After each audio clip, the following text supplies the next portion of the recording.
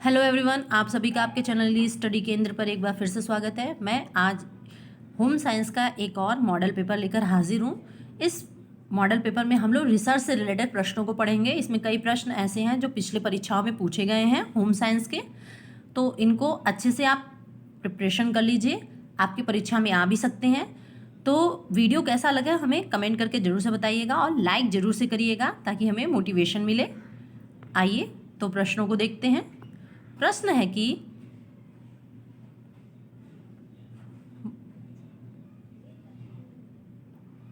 वर्णनात्मक अनुसंधान के अंतर्गत सर्वेक्षण अनुसंधान के प्रकार हैं।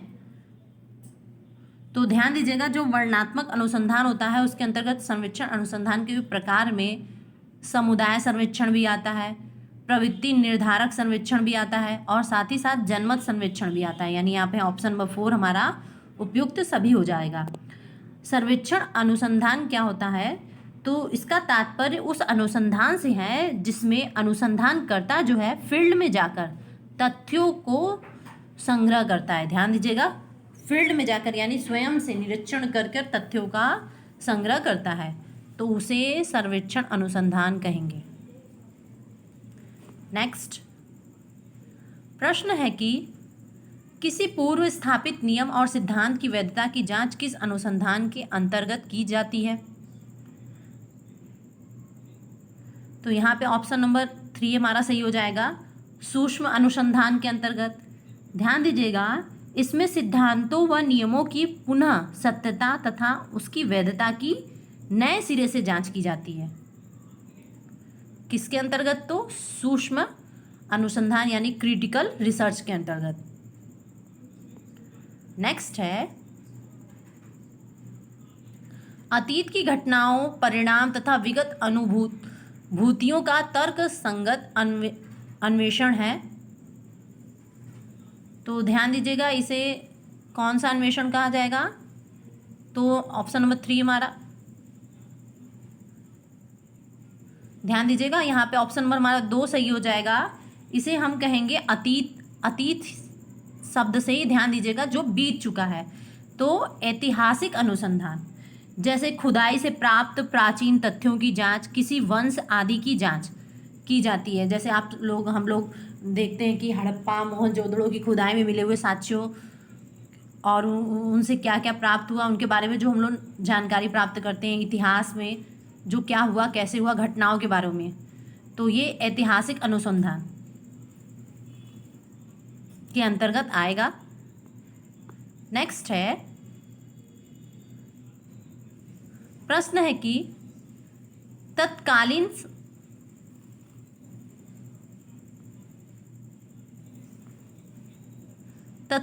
समस्या समाधान के उद्देश्य से घटना स्थल पर किया गया अनुसंधान ही कहलाता है।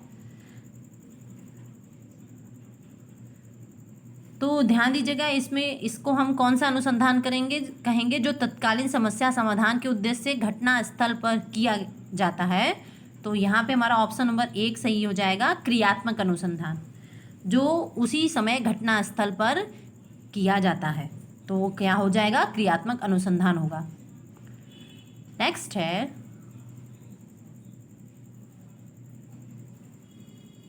संदर्भ ग्रंथ सूची है। ध्यान दीजिएगा, संदर्भ ग्रंथ सूची क्या होता है? तो यह वह विवरण है जिसकी सहायता अनुसंधानकर्ता ने अपने अनुसंधान में ली है और साथ ही साथ में आभार प्रकट करने का साधन है। तो इसमें हम ऑप्शन नंबर 3 हमारा सही हो जाएगा, 1 तथा 2 दोनों। तो संदर्भ ग्रंथि सूची में क्या होता है कि अनुसंधानकर्ता लेखक का नाम, जो लेख होता है, लेखक नहीं, लेख जो होता है उसका नाम, प्रकाशन का सन, शोध पत्र का नाम, पृष्ठ संख्या आदि जो विवरण दिया रहता है वो इसमें संदर्भ में होता है। नेक्स्ट प्रश्न है हमारा कि परिकल्पना के प्रकार हैं, काइंड्स ऑफ हाइपोथेसिस। तो ध्यान दीजिएगा, इसमें परिकल्पना जो होते हैं, यहाँ पे हमारा ऑप्शन नंबर, तो ध्यान दीजिएगा जो परिकल्पना है उसके प्रकार क्या होते हैं? 2 होते हैं। ऑप्शन नंबर 1 हमारा सही हो जाएगा, पहला होता है अप्रयोगात्मक परिकल्पना और दूसरा होता है प्रयोगात्मक परिकल्पना। नेक्स्ट प्रश्न है हमारा। प्रश्न है कि निम्नलिखित में से कौन प्राथमिक तथ्य के उदाहरण है। तो ध्यान दीजिएगा, जो प्राथमिक तथ्य होते हैं उसके अंतर्गत क्षेत्रीय कार्य से प्राप्त तथ्य होता है, यानी स्वयं क्षेत्र में जाकर जो डाटा इकट्ठा किया जाता है, कलेक्शन किया जाता है, वो प्राथमिक क्षेत्र के अंतर्गत आते हैं।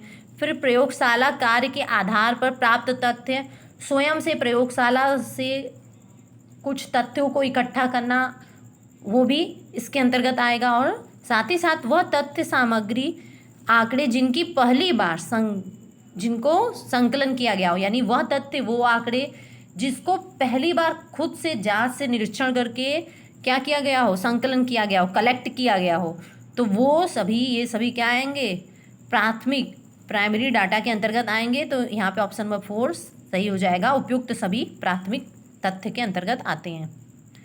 नेक्स्ट है प्रश्न हमारा कि मौलिक तथ्य यानी बेसिक डाटा कहते हैं।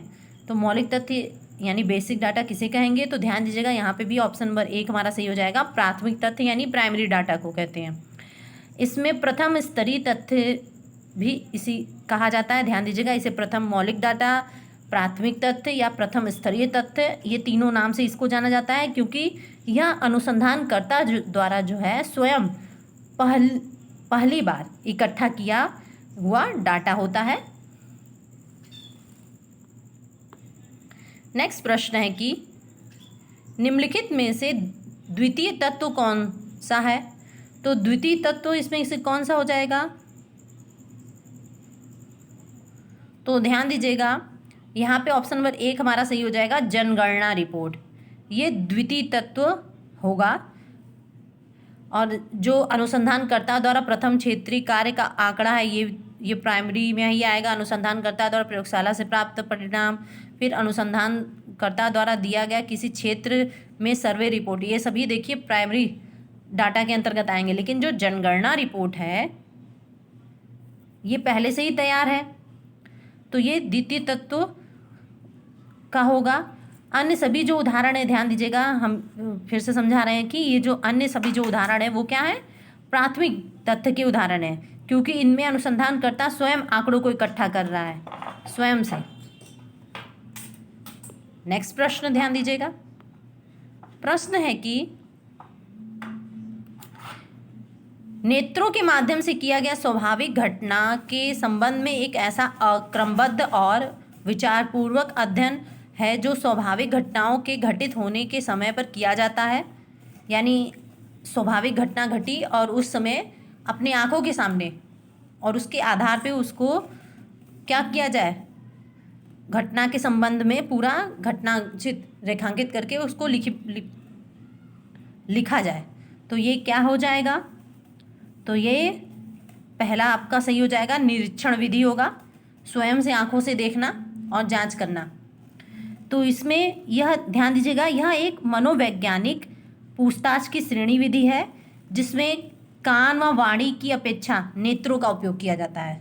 मतलब सुनी सुनाई बातों पे ध्यान नहीं दिया जाता है और कोई भी कुछ भी बोल दे ये मान्य नहीं रखता, खुद की आंखों से देखकर कि सच में क्या ऐसा हुआ है ये मायने रखता है। तो ये निरीक्षण विधि होता है।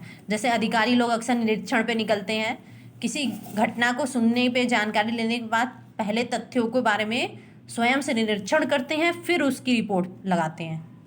तो ये निरीक्षण विधि होती है। नेक्स्ट, निरीक्षण विधि के प्रकार हैं। तो ध्यान दीजिएगा, जो निरीक्षण विधि होते हैं उसके अंतर्गत अनियंत्रित निरीक्षण विधि भी आता है, नियंत्रित निरीक्षण विधि भी आता है, और सामूहिक तथा नैदानिक निरीक्षण विधि, ये सभी जो क्या है निरीक्षण विधि के प्रकार है। तो यहाँ पे ऑप्शन नंबर 4 हमारा सही हो जाएगा, उपयुक्त सभी निरीक्षण विधि के प्रकार हैं। नेक्स्ट है, अनियंत्रित निरीक्षण विधि को और किन नामों से जानते हैं। तो ध्यान दीजिएगा, जो अनियंत्रित निरीक्षण विधि होता है इसे हम प्राकृतिक निरीक्षण विधि के नाम से भी जानते हैं, अनौपचारिक निरीक्षण विधि के नाम से भी जानते हैं, और अनिर्देशित निरीक्षण विधि के नाम से भी जानते हैं। तो यहाँ पे ऑप्शन नंबर 4 हमारा सही हो जाएगा, उपयुक्त सभी। यानी अनियंत्रित निरीक्षण विधि जो है उसको हम 3 नामों से जानते हैं, प्राकृतिक निरीक्षण विधि, अनौपचारिक निरीक्षण विधि और अनिर्देशित निरीक्षण विधि। आइए नेक्स्ट प्रश्न को देखते हैं। प्रश्न है कि किस निरीक्षण विधि में निरीक्षणकर्ता जिस समूह के व्यक्तियों का निरीक्षण करना चाहता है वह उस समूह में जाकर एक सदस्य के रूप में बस जाता है और उनमें घुल मिल जाता है और सहभागी बनकर उनके व्यवहार का अध्ययन करता है। तो ध्यान दीजिएगा, यह ऑप्शन नंबर 1 हमारा सही हो जाएगा। सहगामी निरीक्षण विधि के अंतर्गत यह किया जाता है। यह अनियंत्रित निरीक्षण विधि है। इसके अंतर्गत सभी 3 प्रकार से निरीक्षण किया जाता है, जो कि आप यहाँ पे ऑप्शन में, तो ध्यान दीजिएगा, यह जो है यह एक अनियंत्रित निरीक्षण विधि है। इसके अंतर्गत 3 प्रकार से निरीक्षण किया जाता है और ये क्या है, एक खर्चीली विधि है। ध्यान दीजिएगा, यह एक खर्चीली विधि है। नेक्स्ट प्रश्न है कि समस्यात्मक लोगों के अध्ययन और मानसिक रोगियों के अध्ययन के लिए किया जाने वाला कौन सा निरीक्षण विधि है? किया जाने वाला निरीक्षण कौन सा निरीक्षण विधि होता है? तो ध्यान दीजिएगा, यहाँ पे हमारा ऑप्शन नंबर 1 सही हो जाएगा। इसे नैदानिक निरीक्षण विधि कहते हैं। इस विधि में साक्षात्कार के भी गुण पाए जाते हैं, जिसके माध्यम से पहले व्यक्ति के बारे में जाना जाता है, उसकी समस्या को समझा जाता है, फिर पता लगाया जाता है कि आखिर इस समस्या का कारण क्या है। नेक्स्ट प्रश्न है कि प्रतिबंधित या बंद प्रश्नावली क्या है? तो ध्यान दीजिएगा, जो प्रतिबंधित या बंद प्रश्नावली है उसमें यहाँ पे ऑप्शन नंबर 1 हमारा सही हो जाएगा। इसमें उत्तर विकल्प के रूप में दिए जाते हैं। तो ये जो